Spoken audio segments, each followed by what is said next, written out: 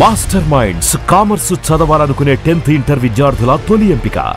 అమరావతి రాజధానిపై అనుచిత వ్యాఖ్యల కేసులో సీనియర్ జర్నలిస్టు కొమ్మినేని శ్రీనివాసరావుని అదుపులోకి తీసుకున్నారు. ఆ తర్వాత పరిణామాలు ఏ విధంగా ఉన్నాయి, అమరావతి ఉద్యమకారుల డిమాండ్లు ఎలా ఉన్నాయి, ఈ అంశాన్ని విశ్లేషించే ప్రయత్నం చేద్దాం. మనతో పాటు అమరావతి బహుజన జేఏసీ నాయకులు పోతుల బాలకోటయ్య గారు ఉన్నారు. బాలకోటయ్య గారు నమస్కారం. యశ్ గారు నమస్తే. బాలకోటయ్య గారు, అరెస్ట్ జరిగింది మొత్తానికి ఒక 72 గంటలు గడిచిన తర్వాత, 2 రోజులుగా ఆందోళనలు జరిగిన తర్వాత అరెస్ట్ జరిగింది.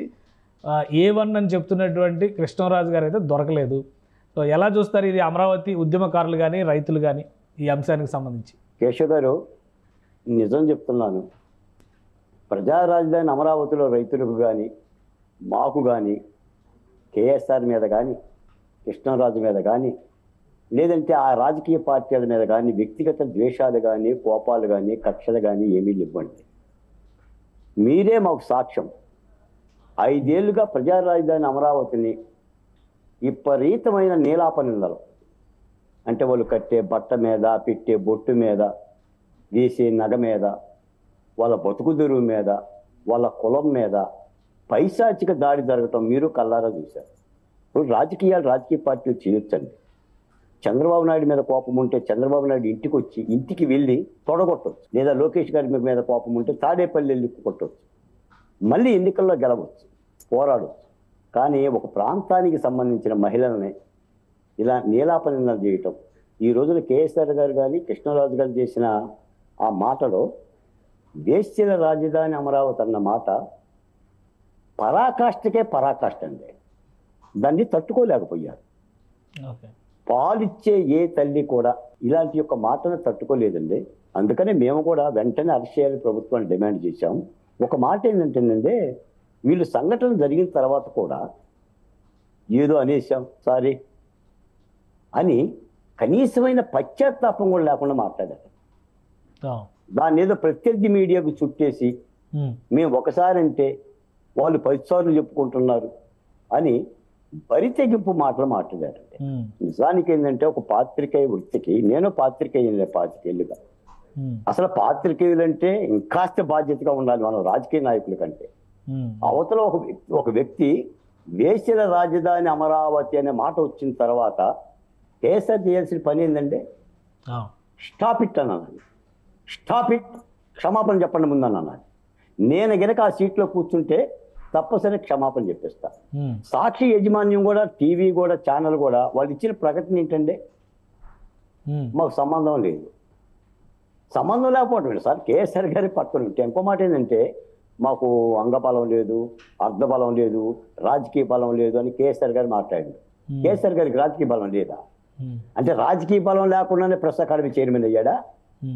రాజకీయ బలం లేకుండానే సాక్షి పేపర్కి అంత ఆంబోతు రంకితో ఎవరిని పడితే వాళ్ళని విమర్శలు చేస్తున్నాడా? అంటే మీరు ఉద్యోగులుగా ఉంటే ఇబ్బంది ఏం లేదు. కానీ ఒకటంటే ఒక డిబేట్లో ఎనలిస్ట్ వ్యక్తిగతంగా మాట్లాడిన అంశాన్ని ఆ మీడియా సంస్థకి, మీడియా యాజమాన్యానికి, డిబేట్ నిర్వహించినటువంటి వ్యక్తికి ఆపాదించడం ఎంతవరకు కరెక్ట్? ఆపాదించడం కాదు, ఆ మాట్లాడటానికి కేసీఆర్ గారు అవకాశం ఇచ్చారు. ఇంకో మాట కూడా మీరు గమనించండి.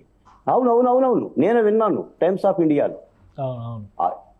ఆ సంఘటన, ఆ టైమ్స్ ఆఫ్ ఇండియాలో రాసిన వార్త యూనివర్సల్గా దేశవ్యాప్తంగా ఒక అంశం అది. దానిని రాజధానికి అన్వయించి వీళ్ళు వేశ్యలు, సెక్స్ వర్కర్లు ఎక్కువ ఉన్నారు. పైపెచ్చు కేశవ్ గారు, నేను ఎస్సీ కమిషన్ జవహర్ గారికి ఫిర్యాదు చేశాను. ఈ రోజున వీళ్ళిద్దరి మీద కూడా SC ST atrocity act implementation చేయాల్సిన అవసరం ఉంది ప్రభుత్వం మీద. ఏదో కేసు పెట్టేశాము, 4 రోజుల్లో బెయిల్. అంటే ఎట్లా ఇప్పుడు సెక్షన్స్ కూడా వచ్చినాయి. ఎస్సీ ఎస్టీ అట్రాసిటీ యాక్ట్ కూడా పెట్టారు. ఇప్పుడు కొమ్మినేని శ్రీనివాసరావు గారి మీద పెట్టిన ఇవేంటంటే 79, 196 of 1, 353 of 2, 299, 356 of 2, 61 of 1 BNS యాక్ట్కి సంబంధించి. అలానే ఐటీ యాక్ట్ 2008కి సంబంధించినటువంటి సెక్షన్స్ ఉన్నాయి. 3 of 1 u SC ST atrocity act. So ఈ యాక్ట్లను పెట్టారు. దీనిలో ఎస్సీ ఎస్టీ అట్రాసిటీ యాక్ట్ అనేది కక్ష సాధింపులతో కూడినటువంటి అంశం అంటే ఏం చెప్తారు మీరు? నేను మాట చెప్తున్నాను సార్, అమరావతి ప్రాంతంలో కూడా ఎస్సీ ఎస్టీలు ఉన్నారు. అమరావతి ప్రాంతం ఉన్నదే ఎస్సీ తాటికొండ కాన్స్టిట్యున్సీ. మా జనాభానే అధికం. మా జనాభానే అధికం. పైపెచ్చు అమరావతికి ఉన్న 6 నియోజకవర్గాలు వేమూరు, తాటికొండ, పత్తిపాడు. ఇటు కృష్ణా జిల్లాలో నందిగామ, పామర్రు, తిరువూరు 6 అసెంబ్లీ నియోజకవర్గాలు మేమేనండి. అంటే సిఆర్డీఏ పరిధిలో, కేశవ్ గారు సిఆర్డీఏ పరిధిలో మీరు చెప్పే సిఆర్డీఏ పరిధిలో, రాజధాని పరిధిలో, రాజధాని పరిధిలో. ఇప్పుడు ఆ ప్రాంతం వాళ్ళు వేసీలో ఉంటే అక్కడ ఉన్న ఎస్సీలు, ఎస్టీలు వేసీలే కదా. మమ్మల్ని కన్నా అమ్మలో, మా తోబుట్టువులు, మా అక్కలో, మా వదిలలో ఎందుకు గుర్తించదో? నేను జవహర్ గారితో ఇదే అంశం మీద మాట్లాడాను. ఈ రోజున ఒక ఒక ఒక అనూహ్యమైన ఒక కింది కులాల మీద ఒక దింపుడు కళ్ళ పాస్తూ ఒక చిన్న చూపుతో మాటలు కదా. ఒక ఎస్సీ ఎస్టీ అనే కాదండి, అసలు మహిళల్ని నేను మాట్లాడుతున్నాను. కేశవ్ గారు ఏనాడైనా వేస్ట్ అనే పదాలు మనలాంటి జర్నలిస్టులకి రావచ్చండి. మనకి రాజకీయాలు మీకు కావాలంటే రాజకీయాలు మాట్లాడొచ్చు, మాట్లాడారు కూడా. అందుకని నేను కూడా ప్రభుత్వాన్ని కోరుతున్నది ఏంటంటే ఈ సాంస్కృతిక దాడిని, ఈ అమరావతి మీద జరుగుతున్న ఈ యొక్క హననాన్ని, ఈ దాడిని, ఈ సాంస్కృతిక హేయమైన చర్యలను కూడా నిలుపుదల చేయడానికి చట్టాలు తీసుకురావాల్సిన అవసరం ఉందండి. మీకు ఎందుకు ఇప్పుడు ఎన్డీఏ ప్రభుత్వం వచ్చిన తర్వాత ఇంత స్ట్రాంగ్గా చెప్తున్నారు మహిళలను కించపరచొద్దు అని, అలానే సోషల్ మీడియాలో కూడా ఒక పరిధి దాటి వ్యవహరించొద్దు. అయినా కానీ నిన్నగాక మొన్న పవన్ కళ్యాణ్ గారిని ఆ తెనాల్లో ఎవరో ఏదో మాట్లాడారో అతన్ని అరెస్ట్ చేశారు. ఇప్పుడు 2 రోజుల నుంచి ఈ రాద్ధాంతం నడుస్తుంది. ఇది ఏంటి, తెగింపా, బరి తెగింపా, లేదా ప్రభుత్వం నియంత్రించలేనటువంటి చేతగాని స్థితిలో ఉందనుకోవాలా? ఏం జరుగుతుంది? కేశవ్ గారు, ఇప్పుడు నేను బాంబేలో ఉన్నాను. తానా మహాసభల సందర్భంగా తానా నిర్వాహకులు నన్ను అమెరికా ఆహ్వానిస్తే వీసా ఇంటర్వ్యూ కోసం వచ్చాను. ఈ వీసా ఇంటర్వ్యూ జరుగుతున్న ప్రాంతం అంతా కూడా బాంద్రా కార్నర్ కాంప్లెక్స్ ఏరియా. ఇది నిషిద్ధ ప్రాంతం అండి. ఫోటోలకు నిషిద్ధం, సిగరెట్లకు నిషిద్ధం, పాదచారులకు నిషిద్ధం. అలాంటి నిషిద్ధ ప్రాంతం. అక్కడ అడుగు పెట్టాలంటేనే చాలా కాస్ట్లీగా డేగ కళతో ఉంది. ఈ రోజున అమరావతికి కూడా ఈ నీలాపనటువంటి రక్షణ కలుగు చేయాలండి. ఈ ఒక్క నా కొడుకు మాట్లాడినా, అమరావతి మీద ఏ ఒక్క నా కొడుకు తోలనాడినా వాడిని లోపలెయ్యాలండి. అవసరమైతే చట్టాలు సవరించాలండి. నేను ఎందుకంటున్నానంటే ఈ మాట, ఇది దుర్మార్గం అండి. అంటే నేను ఒక మాట అడుగుతా కేశవ్ గారు, ఏంటి అమరావతి రైతులు చేసిన పాపం, శాపం? భూములు ఇవ్వటమే వాళ్ళు చేసిన శాపం, లేకపోతే వాళ్ళు అందరుగా వాళ్ళ అంశం రాదు కదండి. ప్రజా రాజధాని అమరావతికి 34,000 ఎకరాలు ఇవ్వటమేగా వాళ్ళు చేసిన తప్పు. అదేగా జగన్మోహన్ రెడ్డి గారి, అదే కదా జగన్మోహన్ రెడ్డి గారు మొన్న కూడా చెప్పింది 500 ఎకరాలు చాలు, ఇన్ని ఎకరాలు ఇచ్చారు కాబట్టి మీరు దోషులుగా, నేరస్తులుగా కనిపిస్తున్నారు. అంటే 500 ఎకరాలు ఇస్తే మమ్మల్ని పత్తిరోత్తలో అనేవాడా? 34,000 ఎకరాలు ఇచ్చారు కాబట్టి వేసులు అంటున్నారా? ఏంటి రేపు పొద్దున ఆయన తీసుకోడా? కేశవ్ గారు, భూమి లేకుండా పరిశ్రమలు వస్తాయా? భూమి లేకుండా విద్యా సంస్థలు వస్తాయా? భూమి లేకుండా ప్రాజెక్టులు వస్తాయా? భూమి లేకుండా రాజధాని వస్తాయా? ఇప్పుడు ఈ ఆర్థిక నగరం చూడండి, ఈ ఆర్థిక నగరం భూమి ఎవరు మళ్ళీ ల్యాండ్ పూలింగ్ అంటున్నారు. ఉన్న రాజధానికి అన్ని లక్షల కోట్ల రాజధానికి పెట్టేస్తే రాష్ట్రం అంతా అబాస్పాలు అవుతుంది, అడుగు తినాల్సి వస్తుందని కదా వైసీపీ వాళ్ళు చెప్తున్న వాదనే అది కదా ఫస్ట్ నుంచి. కేశవ్ గారు, రాజధానికి మళ్ళీ మీ భూసేకరణ చేస్తున్నారు, ఎందుకంత భూమి తీసుకుంటున్నారంటే అది ఒక అంశం. మాట్లాడండి, దానికి ప్రభుత్వం చెప్తుంది సమాధానం. ప్రభుత్వం చెప్తుంది ఎందుకు తీసుకుంటుంది, ఎలా తీసుకుంటుంది అని. రైతులు కూడా మేము ఆ గ్రామ సభలో అడుగుతున్నారు. మీరు 34,000 ఎకరాలు తీసుకున్నప్పుడే రైతులు ఇన్ని యొక్క అగసాట్లు పడ్డారు, పాదయాత్రలు చేశారు. రేపొద్దున ఏదో దిక్కుమాలిన పరిస్థితి వచ్చి మళ్ళీ ఏదైనా మార్పు జరిగి జగన్మోహన్ రెడ్డి ముఖ్యమంత్రి అయితే మళ్ళీ 60,000 ఎకరాలు తీసుకుంటున్నారు, మా పరిస్థితి ఏంటంటే పెద్ద ప్రశ్న వేస్తున్నారు. ఇప్పుడు నేను అనేది ఏంటంటే, ఆ భూములు తీసుకోవటానికి మీరు మాట్లాడితే మాట్లాడను సార్, తప్పేమి లేదు. కానీ ఈ రాజధాని అమరావతి వేసిందనే మాట కాదు, ఇది దుర్మార్గం కాదు. అసలు వ్యక్తిని పట్టుకోలేదు కదా, అసలు వ్యక్తిని పట్టుకోకుండా కొమ్మినేని శ్రీనివాసరావు గారిని వేధిస్తున్నారా? అసలు వ్యక్తిని కూడా పట్టుకుంటారండి. ఆయన పారిపోయాడు. బహుశా నాకు తెలిసి ఇప్పుడు వాళ్ళ సాయంత్రం 4 గంటలకు సాక్షి కార్యాలయం దగ్గర కూడా పెద్ద ఎత్తున వేలాది మంది మహిళలతో ధర్నా కార్యక్రమం చేపట్టారు. ఇప్పుడే నాకు తుళ్ళూరు నుంచి పువ్వాడు సుధాకర్ కూడా ఫోన్ చేశాడు నన్ను హాజరవ్వమని. అంటే నేను అనేది ఏంటి సార్ అంటే, ఎక్కడో అక్కడ ఫుల్ స్టాప్ ఉండాలి కేశవ్ గారు. ఎందుకంటే ఏ ఫుల్ స్టాప్ లేకపోతే, నేనే మాట్లాడాను సార్, దీని మీద కనుక చర్యలు తీసుకోకపోతే ప్రభుత్వం అసమర్థ ప్రభుత్వం అవుతుంది అని చెప్పేసాను. ఎందుకంటే రాజకీయాలు చేయటం. నేను ఒక మాట చెప్తాను సార్, మీకు అమరావతి మీద 2 దాడులు జరిగింది. ఒకటేమో ఆర్థిక దాడి.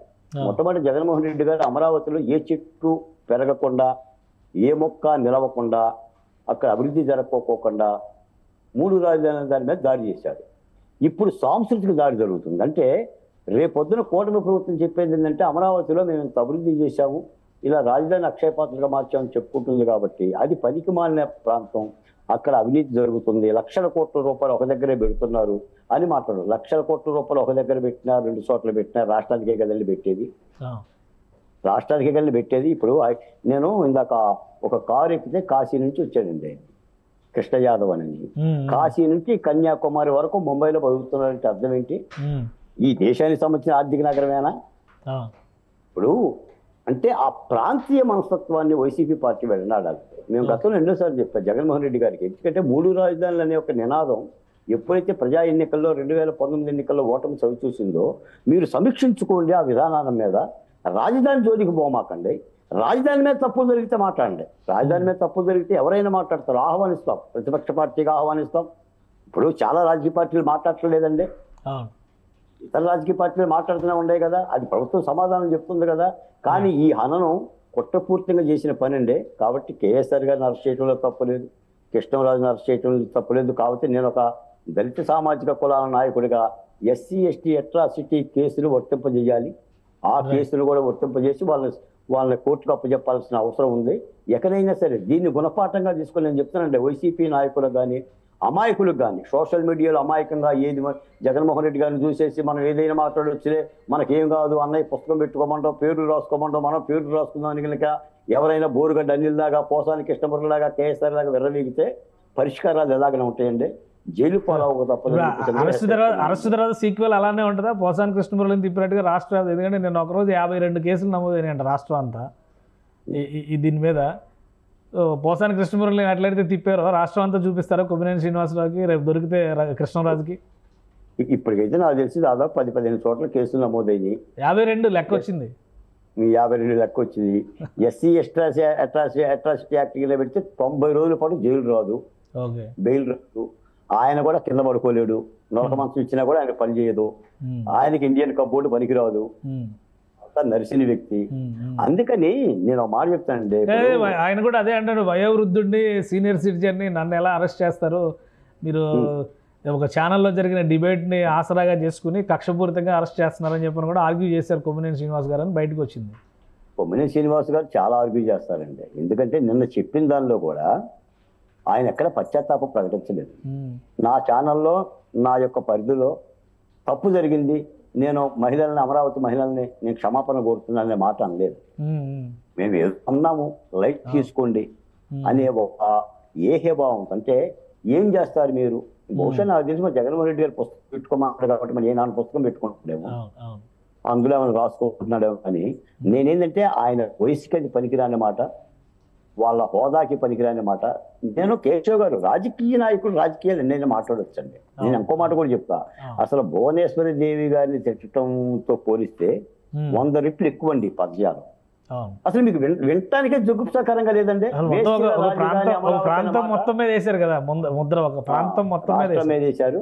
తప్పనిసరిగా నేను అనేది ఏంటంటే, ఇంకొంతమంది ఎవరన్నా వైసీపీ అభిమానులు కానీ, జగన్మోహన్ రెడ్డి గారి వేరే అభిమానులు కానీ, మేము ఏదైనా చేయొచ్చని కనుక, ఏదైనా కనుక ఎలాంటి వ్యాఖ్యలు కనుక చేస్తే చట్టం చర్యలు తీసుకుంటుందండి.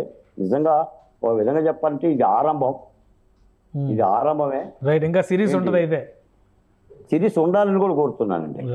అది అది అది అది అది మీరు కూడా కోరాలి కేశవ్ గారు, ఎందుకంటే చట్టం తన పని తాను చేసుకుపోతుంది, చట్టం తన పని తాను చేసుకుపోతుంది అనుకుంటాం. చట్టం తన పని తాను చేయకపోతే చట్టం పని కూడా మేమే చేస్తామండి. మీకు ఆ ప్రయత్నం కూడా జరుగుతూనే ఉంది, నేను చెప్పక తప్పదు. నాకైతే కొద్దిగా ఓపిక తక్కువ, ఎందుకంటే కారం మెతుకులు ఎక్కువ తింటాను నేను. ఎట్టి పరిస్థితుల్లో క్షమించమండి, ప్రజలు చట్టాన్ని చేతుల్లో తీసుకునే పరిస్థితి కూడా వస్తుందండి.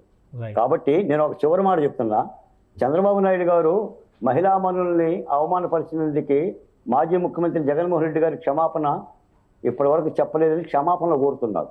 నాకు తెలిసి జగన్మోహన్ రెడ్డి గారి దగ్గర నుంచి క్షమాపణ కోరటం అంటే ఇసుక నుంచి తైలం తీయటం లెక్క. ఇసుక నుంచి తైలం వస్తుందండి, ఆయన క్షమాపణతో మాకేం పని అండి.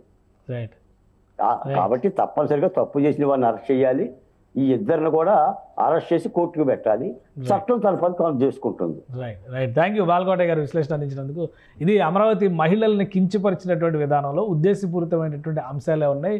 అలానే కొమ్మినేని శ్రీనివాసరావు గారిని వ్యాఖ్యలు చేసినటువంటి కృష్ణరాజు గారిని ఎక్కడా కూడా పశ్చాత్తాపం లేకుండా వ్యవహరిస్తున్నారు. ఒక ప్రాంత గౌరవాన్ని తగ్గించేటువంటి కుట్ర ఇది. అమరావతి పైన ఒక దశలో ఆర్థిక విధ్వంసం పేరుతో జరిగినటువంటి దాడి ఇప్పుడు సాంస్కృతిక విధ్వంసానికి దారితీస్తున్నటువంటి ప్రయత్నం ఉంది కాబట్టి ఖచ్చితంగా చర్యలు తీసుకోవాలని బాలకోట గారు డిమాండ్ చేస్తున్నారు. ఇది special discussion. Keep watching. Suman టీవీలో మీ పర్సనల్ అండ్ బిజినెస్ ప్రమోషన్స్ కోసం కింది నెంబర్కి కాంటాక్ట్ చేయండి.